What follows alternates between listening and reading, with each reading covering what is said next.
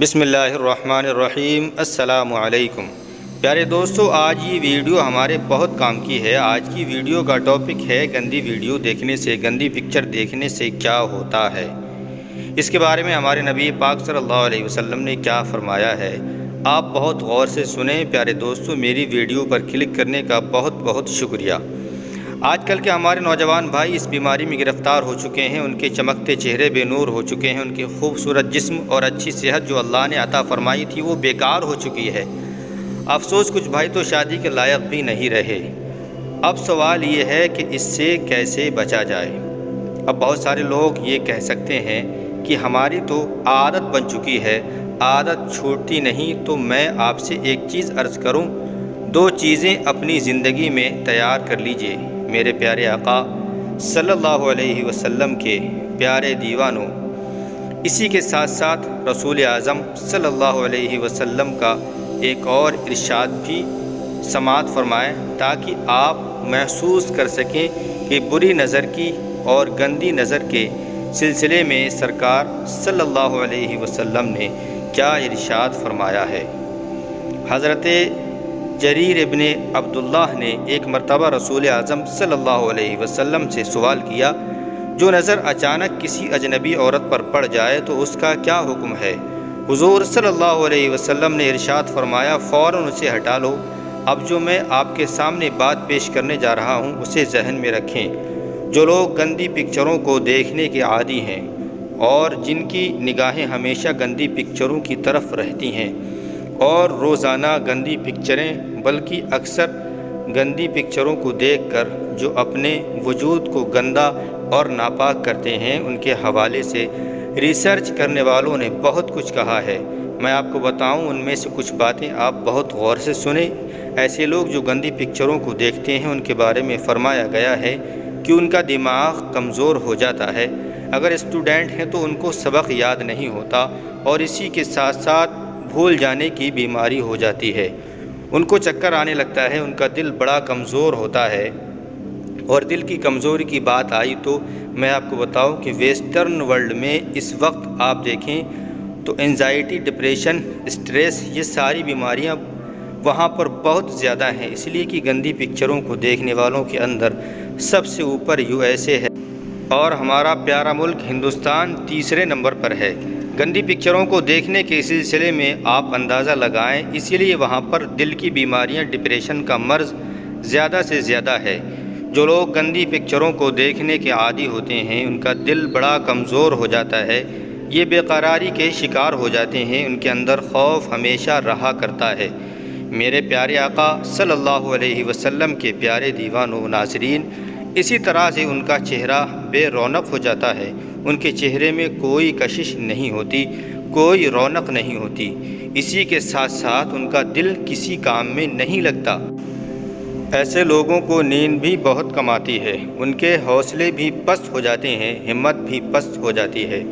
میرے پیارے آقا صلی اللہ علیہ وسلم کے پیارے دیوانوں، ناشکری پیدا ہوتی ہے اور کسی کام کے اندر وہ کامیابی حاصل کرتے ہوئے دکھائی نہیں دیتے۔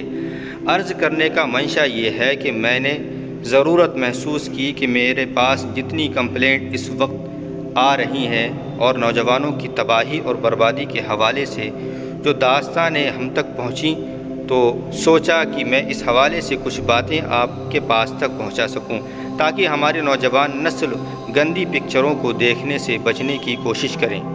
اس سے بڑا عذاب اور اس سے بڑی تکلیف کی بات اور کیا ہو سکتی ہے کہ ایسے لوگوں کے لیے اللہ عز و جل کے رسول اللہ صلی اللہ علیہ وسلم نے لعنت فرمائی ہے کہ اللہ کی لعنت ہو اس پر۔ تو خدا کے واسطے گندی پکچروں کو دیکھنے سے بچیں، اپنے اندر ہمت پیدا کریں۔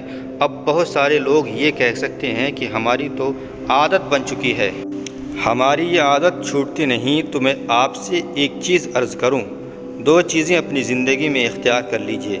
پہلی چیز، مکمل سختی سے اور پکی نیت کے ساتھ ارادہ کریں کہ اب انشاءاللہ آج کے بعد گندی پکچر نہیں دیکھیں گے، اور ہزار آپ کے سامنے اس قسم کی باتیں آئیں بھی اور مناظر بھی سامنے آئیں، آپ فوراً اس سے اپنی توجہ ہٹا لیں گے اور اس وقت پڑھیں اعوذ باللہ من الشیطان الرجیم، اللہ عز و جل کی پناہ مانگیں شیطان مردود سے، روزانہ صبح 10 مرتبہ اعوذ باللہ من الشیطان الرجیم پڑھیں اور روزانہ 10 مرتبہ سورہ اخلاص یعنی کہ قل هو اللہ احد پڑھیں، باوضو رہنے کی کوشش کریں۔ انشاءاللہ عز و جل اس بری عادت سے چھٹکارا اللہ تبارک و تعالی عطا فرمائے گا۔ اگر خدا نخواستہ کوئی آپ تک گندی پکچریں بھیج رہا ہے یا اس طریقے کی حرکتیں کر رہا ہے تو آپ اس چیز کو یاد رکھیں کہ اللہ عز و جل نے قرآن مقدس میں واضح لفظوں میں فرما دیا ہے، ایمان والوں کے اندر جو بے حیائی کو پھیلانے کی محبت رکھتے ہیں، قرآن کہتا ہے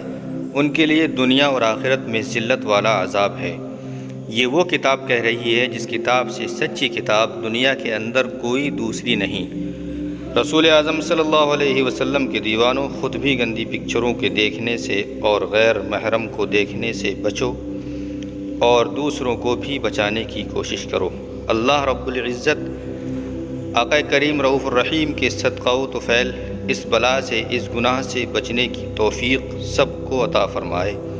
اور خاص طور پر میں اپنے نوجوان بھائیوں سے کہوں گا کہ آپ سے بڑی امیدیں وابستہ ہیں۔ آپ کا مستقبل برائٹ ہونا چاہیے، آپ کے پلاننگ اچھے ہونے چاہیے، آپ کی عادتیں اچھی ہونی چاہیے، آپ کی سوچ اچھی ہونی چاہیے۔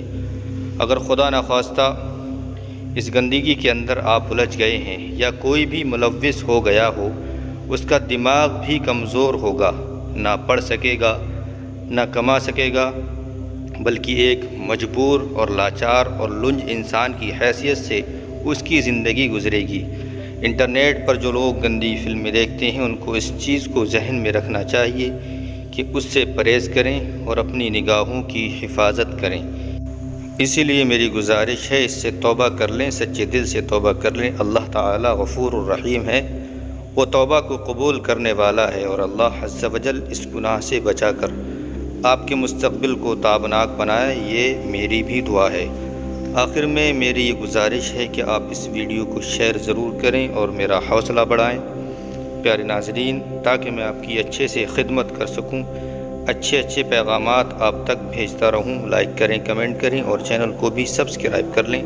اللہ سلامت رکھے آپ کو، اور خاص طور سے میری یہ دعا ہے کہ اس ویڈیو میں کسی طرح کی کوئی لفظاً یا لکھنے میں یا پڑھنے میں یا میری آواز میں یا کسی بھی طرح کی کوئی غلطی ہو تو آپ سے میں یہ مؤدبانہ گزارش کرتا ہوں کہ کمنٹ کے ذریعے میری اصلاح بھی فرمائیں، تاکہ آنے والے واقعات و ویڈیوز میں میں ان غلطی کو سدھار سکوں۔